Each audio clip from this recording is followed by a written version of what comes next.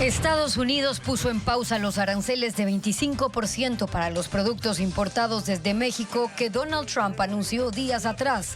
A cambio, México enviará 10,000 soldados a la frontera para controles migratorios y antinarcóticos.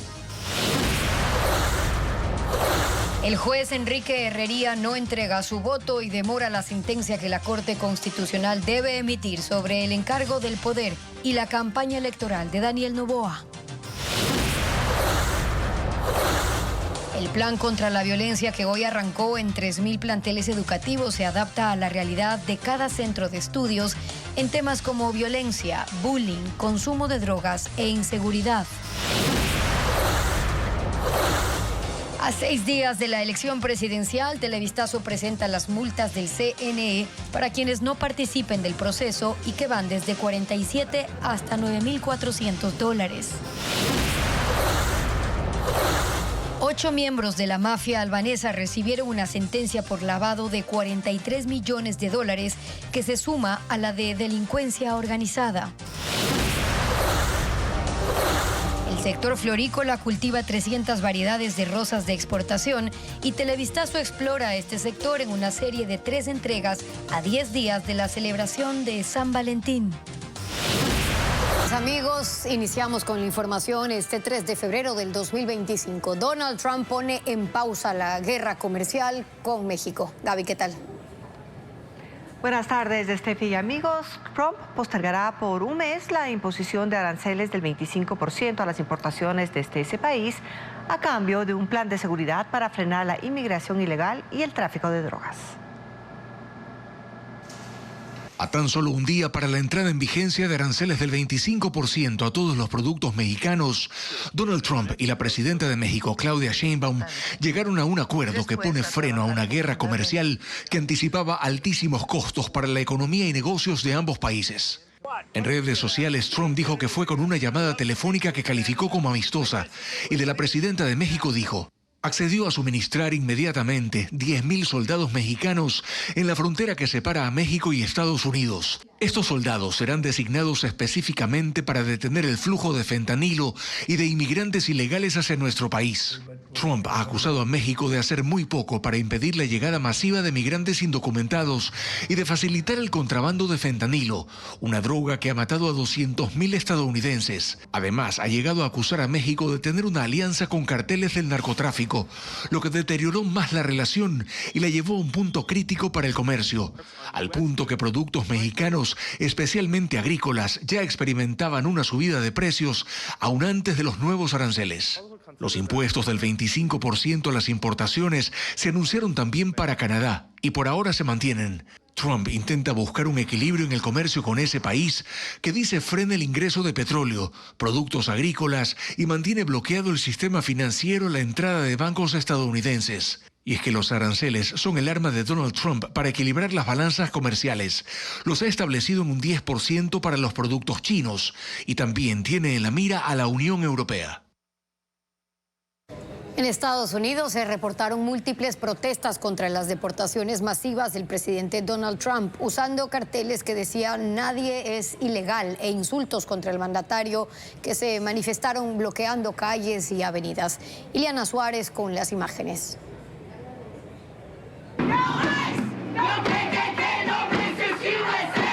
Las manifestaciones de este fin de semana contra las deportaciones de migrantes ilegales se dieron de costa a costa en los Estados Unidos. Las protestas ocurrieron en ciudades de California, pasando por Texas, Georgia, Carolina del Norte. Bailaron coreografías para bloquear el acceso a un paso elevado en una autopista del centro de Los Ángeles, lo que provocó que el tráfico se retrasara. En la ciudad de Seattle, los activistas cerraron calles. También lo hicieron en Dallas. En Atlanta, Georgia, salieron en caravanas. Esteban Hernández fue uno de los que ayudó a organizar las manifestaciones. Mucha gente está afectada por las deportaciones que están ocurriendo en este país, pero como verás, no vamos a tener miedo. Vamos a salir a las calles, a proteger a nuestros hermanos y hermanas y a nuestra familia. Algunos ingresaron en supermercados, otros prendieron fuego a la bandera estadounidense.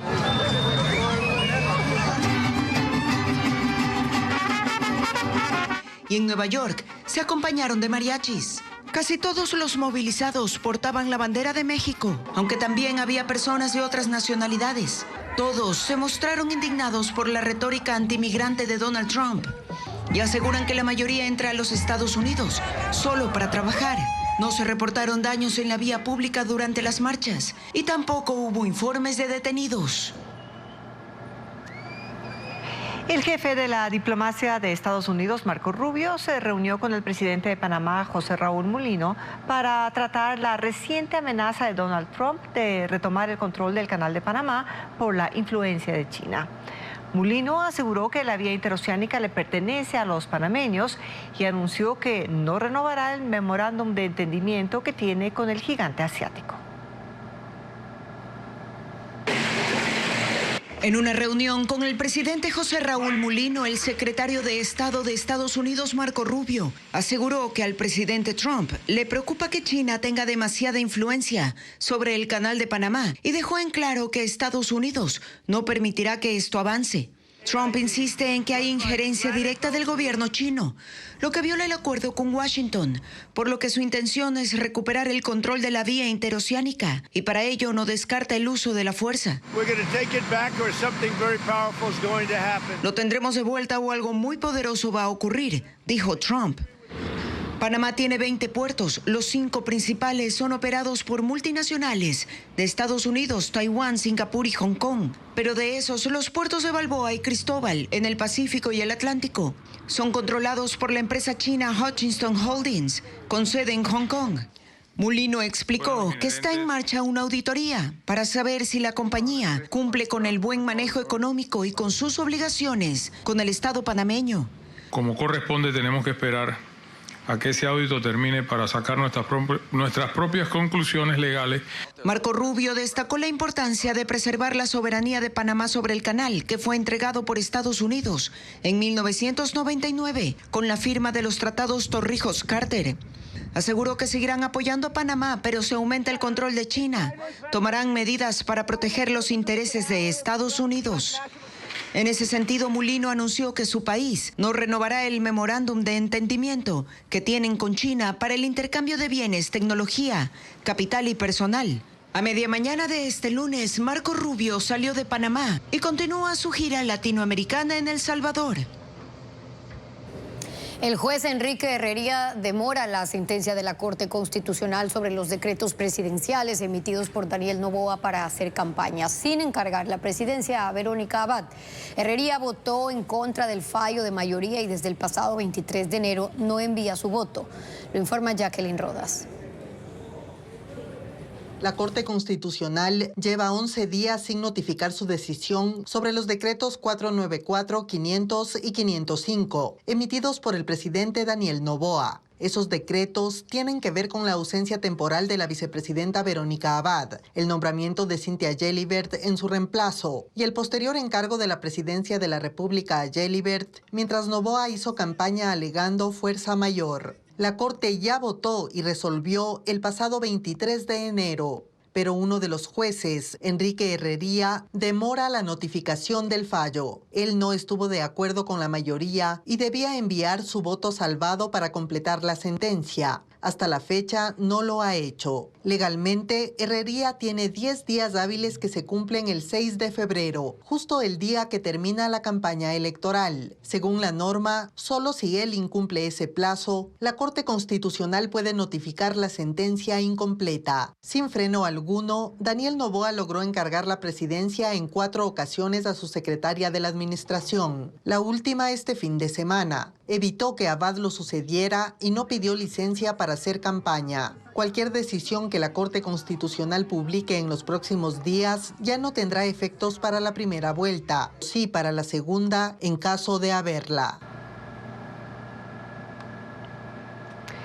La integración total del Consejo de Participación Ciudadana depende de la Asamblea, organismo que debe posesionar a un consejero alterno para que el Pleno del Consejo tenga sus integrantes completos, puesto que ya empezó con disputa. Francisco Garcés actualiza la información. El Consejo de Participación tendrá nuevas caras a partir de este miércoles, como consecuencia de la destitución el viernes pasado de los integrantes de la denominada Liga Azul, Augusto Verduga, Yadira Saltos y Eduardo Francolor. En el organismo esperan que la Asamblea posesione a consejeros alternos para completar el pleno del Consejo. El puesto de Eduardo Francolor está en disputa. Para reemplazarlo hay 2 consejeros alternos que dicen tener ese derecho, David Rosero y Óscar Ayerbe. Rosero fue consejero hasta el 2023, cuando fue destituido por la Corte Constitucional por incumplir una sentencia. El sistema del Ministerio de Trabajo establece que tiene vigente un impedimento legal para ejercer cargos públicos. Óscar Ayerbe fue llamado por la Asamblea para posesionarse el 30 de septiembre del año pasado. No asistió y según el Ministerio de Trabajo no tiene vigente un impedimento para ejercer cargos públicos. La Asamblea tendrá que dilucidar quién de los dos puede asumir el cargo y posesionarlo. A los nuevos rostros se sumará Gonzalo Albán. Él ya participó en una sesión del Consejo, pero a partir de este miércoles deberá ser titularizado en reemplazo de Augusto Verduga. Lo mismo debe ocurrir con Piedad Guarán, que ya fue posesionada en la Asamblea como alterna y que pasará a reemplazar a Yadira Saltos. En el Consejo está por verse lo que sucederá con Nicole Bonifaz. Ella puede ser destituida esta vez por la Corte Constitucional por un incumplimiento de sentencia. Si eso sucede, la Asamblea deberá posesionar a Mónica Mosquera en su reemplazo. En breve, conozca a cuánto ascienden las multas que establece la ley electoral por no cumplir obligaciones durante los...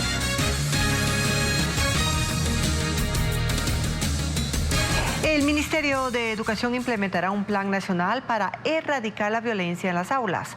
Cada centro educativo aplica las estrategias según su realidad.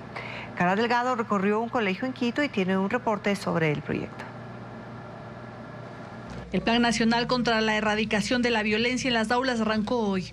Se aplica en 3.000 escuelas que el Ministerio de Educación priorizó en 28 cantones. El objetivo es atacar la violencia psicológica, sexual, el ciberacoso y el racismo. Cada institución debe adaptar el plan a sus realidades. El Colegio Manuela Cañizares en Quito, donde estudian 5.000 alumnos, identificaron, según su rectora, 5 problemas. Es la inseguridad, el presunto consumo de alcohol, la violencia entre pares, la violencia institucional, pero sobre todo en que los chicos están en casa solos. Para detectarlos evaluaron a la totalidad del plantel y en alrededor de 500 estudiantes encontraron señales de alerta. Desde hoy trabajarán de forma especial con ellos. Para cumplir con el plan piensan usar las brigadas de apoyo que habían creado desde el año pasado. En ellas incluyeron a profesores, padres de familia y a un grupo de estudiantes. Entre pares lo que hacemos es contarnos las cosas. ¿Sabes qué? Tuve un problema, yo te puedo ayudar. Busquemos una solución. Un compañero te está molestando, no hay problema, yo te puedo ayudar. Hablemos con el chico, hablemos, conversemos, hagamos las paces, como decimos vulgarmente. Todos ellos fueron capacitados para, entre otras cosas, detectar conflictos y mediar para solucionarlos. También damos escuela para padres. Hoy, por ejemplo, estamos en una prevención del uso indebido de alcohol, de drogas. El Ministerio de Educación evaluará las estrategias que utilizará cada institución para prevenir, proteger y restituir los derechos de los estudiantes frente a situaciones de violencia y discriminación.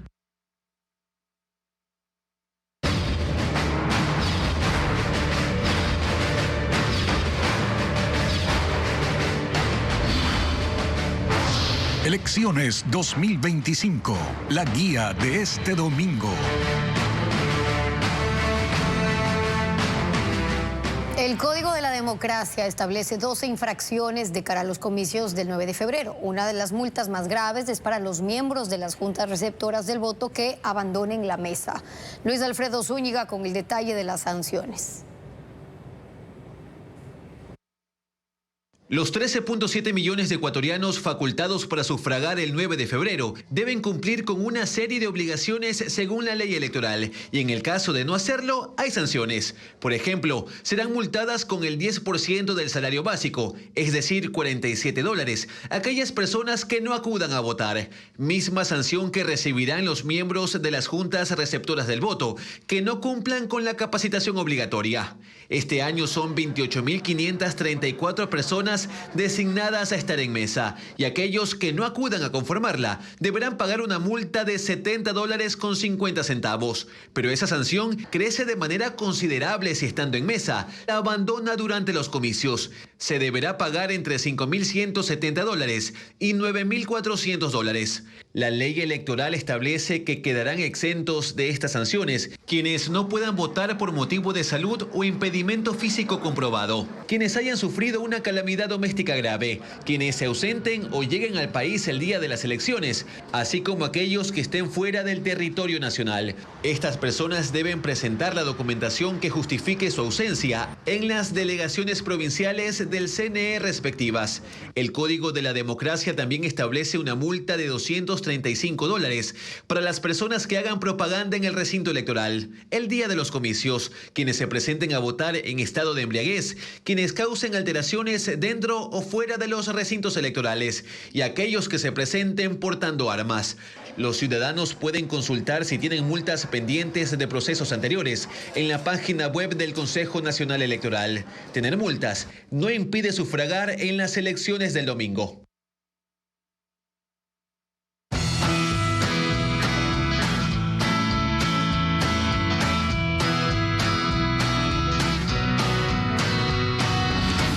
Flores, embajadoras del amor.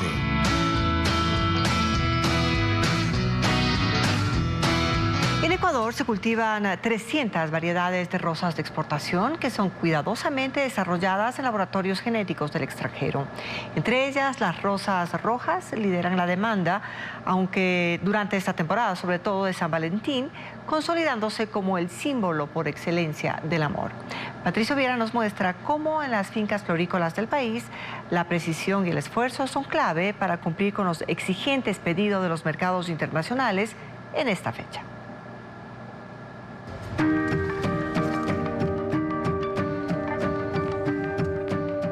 La cuenta regresiva para San Valentín ha comenzado y en Ecuador las fincas florícolas redoblan esfuerzos para cumplir con los pedidos internacionales en la temporada de mayor demanda del año.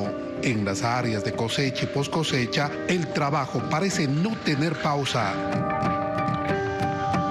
Ecuador, reconocido como un paraíso florícola, cultiva 300 variedades de rosas diseñadas a partir de técnicas de desarrollo genético en laboratorios de Estados Unidos, Holanda y Alemania, que envían las semillas para su producción en el país. Ya tienen una tradición de más de 100 años produciendo, creando variedades. Eso pues tiene un componente de propiedad intelectual, es una inversión grande que se hace. Te puede tomar 8 años sacar una nueva variedad porque vas haciendo cruces.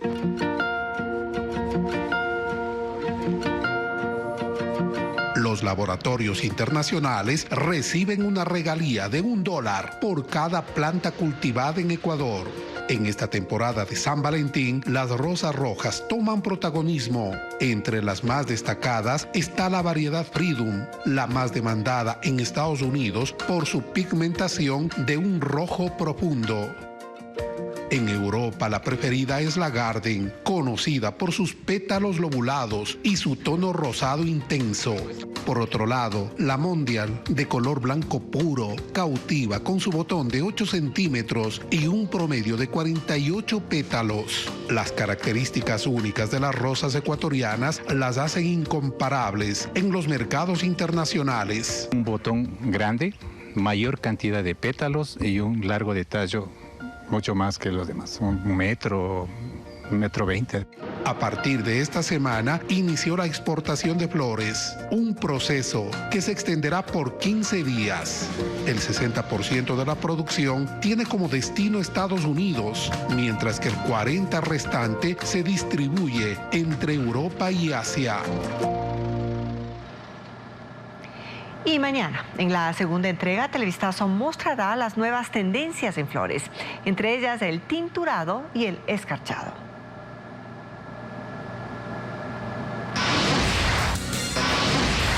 Al volver, la infiltración del narcotráfico en Ecuador es uno de los grandes retos del nuevo gobierno. Los miembros de la mafia albanesa fueron sentenciados a 17 años y 4 meses de cárcel por lavar dinero proveniente del narcotráfico mediante empresas de exportación y compra y venta de bienes. Fabiola Santana ahora con los detalles.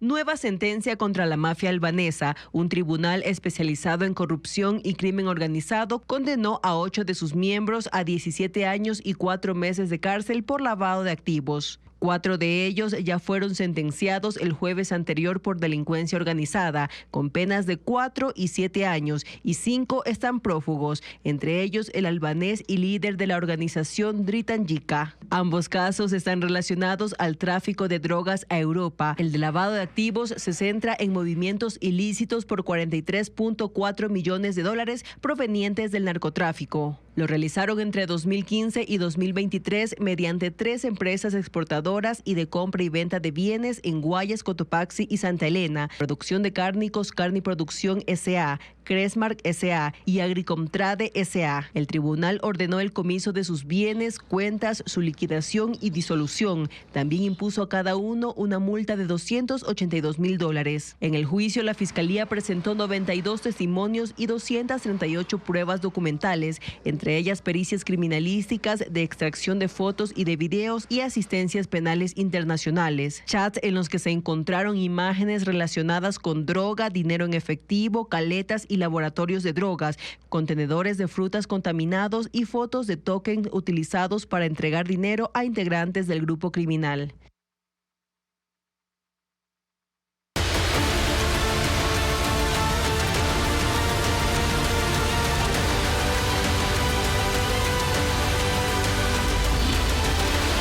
Elecciones 2025. Los problemas urgentes del país que esperan al siguiente gobierno. Hay discusión sobre si Ecuador es o no es un narcoestado, pero lo que sí se ha comprobado por casos como Metástasis o la mafia albanesa es que el narco cooptó la justicia, la política y los estamentos estatales en medio de instituciones débiles que lo propician. Un reto gigantesco para el próximo presidente será detener el avance de las mafias.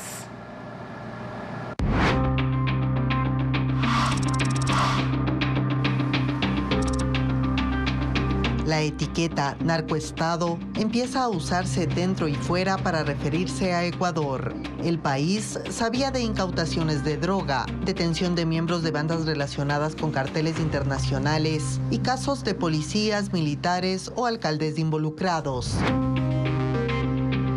Pero casos como Metástasis o la mafia albanesa destaparon la infiltración del narcotráfico en las más altas esferas de la política y la justicia. Jueces de la Corte Nacional, de la Corte Provincial de Guayas, fiscales, oficiales de la policía, militares, un asambleísta, el jefe del servicio penitenciario, empresarios, periodistas, se han visto involucrados con redes criminales. Ecuador tiene instituciones débiles, no hay una real separación de poderes y los entes de control han sido funcionales, en muchos casos, a los poderes políticos de turno. Similar situación ocurre con la justicia, lo que ha generado un ambiente de impunidad que favorece el desarrollo del crimen organizado. La dolarización es una ventaja para el lavado de dinero, cuyo control en los circuitos financieros y empresariales es débil. No hay cifras oficiales sobre ese monto y las estimaciones oscilan entre 2.000 y 4.000 millones por año. El asesinato de candidatos y autoridades elegidas ha abonado a que se use el término narcoestado para hablar de Ecuador. Solo en las elecciones anticipadas de 2023 hubo 8 atentados y 7 asesinatos, entre ellos el candidato a la presidencia de la República Fernando Villavicencio y el alcalde de Manta Agustín Intriago.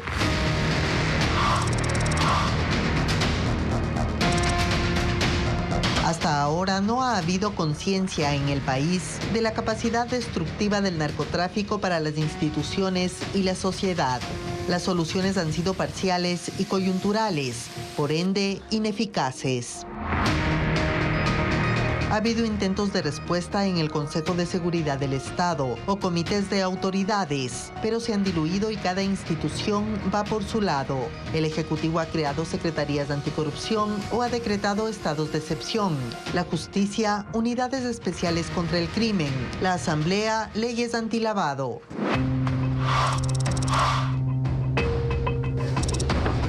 Según los expertos, el primer paso es entender el problema, analizar lo que han hecho otros estados ante el mismo flagelo y a partir de ahí producir una política de Estado que se mantenga en el tiempo, más allá de los gobiernos. Esto incluye autodepuración a todo nivel, protección de jueces y fiscales, control de lavado y un sistema de inteligencia integral. Ninguna política contra el crimen organizado puede ser eficiente, eficaz, si es que no se empieza entendiendo esta zona gris de criminalidad que opera dentro del Estado. No es que hay 2 o 3 jueces que actúan mal porque son delincuentes por naturaleza o nacieron delincuentes.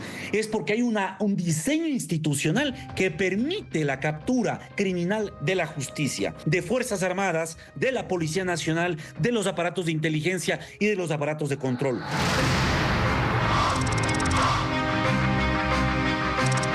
Si Ecuador no es aún un narcoestado, va por ese camino. Cambiar el rumbo es una tarea urgente para el próximo presidente. En sus planes de gobierno, los 16 candidatos mencionan la lucha contra el crimen y el narcotráfico. Algunos proponen una estrategia nacional de seguridad, programas de prevención y reformas constitucionales. Ninguno profundiza ni establece un plan estructural de Estado.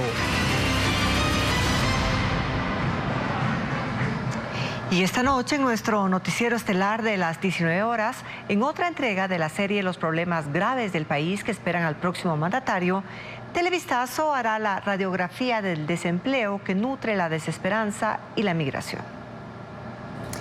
Esta mañana Elon Musk anunció el cierre de la agencia gubernamental de Estados Unidos, USAID. Solo en 2023 este organismo ayudó a 180 países del mundo para el desarrollo de programas económicos y humanitarios. Pero su labor también ha sido blanco de cuestionamientos. El multimillonario y alto funcionario del gobierno de Donald Trump, Elon Musk, anunció este lunes que con la aprobación de Trump están trabajando para cerrar USAID, la Agencia de Estados Unidos para el Desarrollo Internacional. En su cuenta de X, Musk la calificó como una organización criminal. Esto es parte del recorte de gastos públicos que ejecuta como director del Departamento de Eficiencia Gubernamental. Ahora el sitio web de la agencia no está disponible y se ha suspendido la asignación de fondos para casi todos los programas de ayuda en el exterior, un presupuesto que superó los $60.000 millones en el gobierno de Joe Biden. Solo Israel y Egipto continuarán recibiendo la ayuda de alimentos y apoyo militar. Además, se suspendió a 2 responsables de seguridad de USAID, que el fin de semana se negaron a entregar informes de inteligencia al equipo de Musk, mientras que otros 600 empleados han sido expulsados del sistema informático de la agencia y notificados por correo electrónico con el cierre de su edificio principal en Washington durante este lunes. USAID es una agencia federal creada en 1961 para proporcionar asistencia económica y humanitaria. Cuenta con cerca de 10.000 empleados en el mundo. En 2023 ayudó a 180 países con $72.000 millones, encabezando la lista Ucrania con $17.000 millones, seguido de Israel con $3.300 millones, Jordania con $1.686 millones y Egipto con $1.500 millones.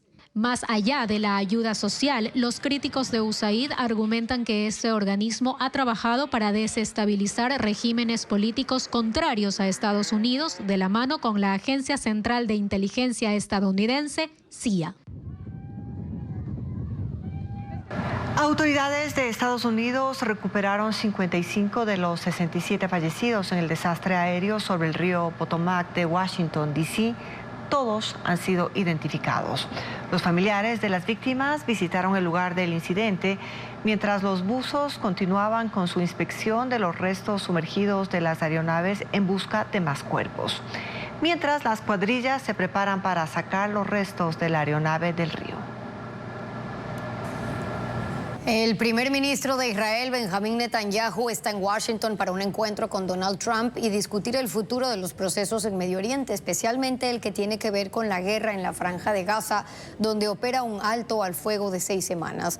La reunión Netanyahu-Trump será el martes. Hoy debe comenzar la negociación de la segunda fase de la tregua que lleve a poner fin a la guerra entre Israel y el grupo Hamas. Solo queda este mes para llegar a otros acuerdos y no está claro si la sede de estos diálogos estará en Qatar o en Egipto.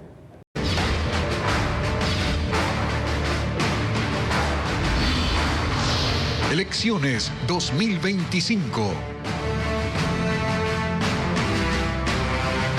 Arranca la última semana de la campaña electoral. Los candidatos han movido sus redes sociales intensamente tratando de convencer a la mayor cantidad de electores antes de las elecciones del domingo próximo. ¿Y la traen? En la pista de baile. Se acerca el fin de la campaña y los candidatos lo saben. Es la hora de caer bien, de hablar de planes, sí, pero con toda la buena onda posible. ¡No te cruces, amigo! ¿Qué pasó? Un encebollado, por favor. ¿Qué sean dos? Y también es el momento justo para publicar videos con influencers. Andrea González sube uno en el que se come un encebollado. No se come con cualquiera. Entonces, ¿por qué me está viendo mal ese gorila? Daniel Noboa también hace una publicación con un influencer, un niño, que en alguno de sus videos había pedido conocerlo. Yo lo quiero conocer. ¡Que viva la Baila con él, compiten en una carrera juntos. A propósito, el Código de la Niñez prohíbe el uso de la imagen de niñas, niños y adolescentes para proselitismo político. Les presento a mi doble. ¿Qué pasa? Pues yo soy mayor. También Enrique Gómez sube un video con un influencer que, en este caso, es su hermano.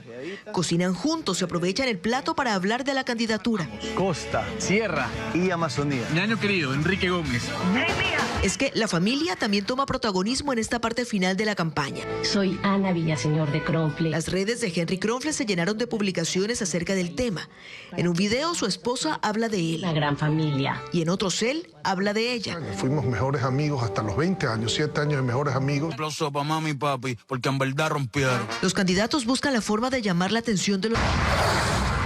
La obra ecuatoriana del escritor Jorge Icaza, Huasipungo, se presentará en el Teatro Scala en Quito. Además, en Guayaquil se estrenará el documental La Ruta Antigua del Cacao. Estefanía Arias con la agenda cultural. Ay, Cuchi, no moras. No dejes solito aquí al hongo. La primera presentación de esta obra fue en marzo de 1970 y ahora regresa con un montaje renovado. Una historia que denuncia la descarnada explotación indígena y un homenaje a la dignidad de los personajes. Huasipungo, basado en la novela de Jorge Icaza, se presentará en la Casa de la Cultura Ecuatoriana en Quito este miércoles 5, a cargo del grupo Teatro Ensayo, bajo la dirección del maestro Antonio Ordóñez. Indio muriendo de hambre, negando granito. Las funciones serán los miércoles y jueves de febrero y el 1 de marzo a las 19:20 horas. Se encontró almidones de yuca, se encontraron almidones de maíz y almidones de cacao. ¿Sabía que el origen del cacao es amazónico? Sitios arqueológicos, brebajes y cerámicas hablan de este tema en la exposición La Ruta Antigua del Cacao, un documental que se estrenará el jueves 6 en el Museo del Cacao en Guayaquil, dirigido por Laura Vergara y Mateo García Game, quienes investigaron la historia ancestral de este alimento. La proyección gratuita será a las 18 horas. Viti Francisco, no más de lo mismo. Un stand-up comedy con parodias, imitaciones, canciones y monólogos. David Reynoso y Francisco Pinorgotti vuelven con Amigazos Electoral, un show de humor político donde las risas empiezan desde la llegada al recinto electoral y terminan con los resultados de la votación. Las funciones serán el viernes 7 y sábado 8 en el Teatro Scala en Quito a las 19 horas.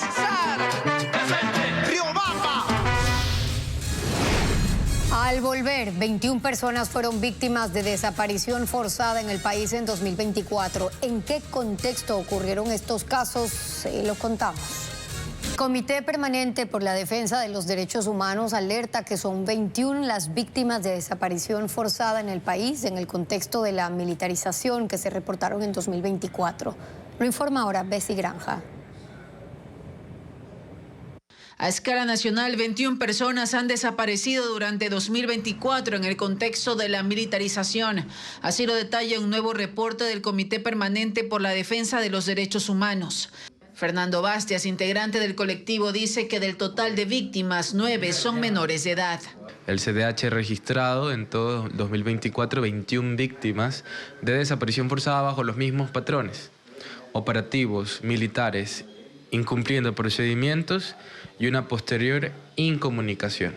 La Fiscalía investiga 16 casos, de los cuales se desprenden 21 víctimas. Las causas se concentran en 3 provincias, Los Ríos, 9, Guayas, 4 y Esmeraldas, 3. Entre los desaparecidos constan los 4 niños de las Malvinas en Guayaquil. El joven de 20 años, Dave Loro Roca, detenido en Ventanas, en la provincia de Los Ríos, y el de Miguel Morán y los hermanos Kleiner y Carlos Pisco, ambos adolescentes aprehendidos en el cantón Simón Bolívar en Guayas. El colectivo indica que de los 21 desaparecidos, 16 han obtenido durante enero de este año medidas cautelares, urgentes y de búsqueda, solicitadas por el Comité de Desaparición Forzada de las Naciones Unidas. Pero, ¿esto qué implica? En los 16 casos, el Estado tiene una fecha límite para responder qué es lo que ha hecho en el proceso de búsqueda, investigación y sanción por la desaparición forzada. Solicitamos información a las Fuerzas Armadas sobre esta alerta, pero indicaron que el pronunciamiento debe hacerlo la Fiscalía General del Estado. El colectivo de derechos humanos espera que tras los informes emitidos por el Comité de Naciones Unidas, la Fiscalía emita nuevos lineamientos con respecto a estos casos.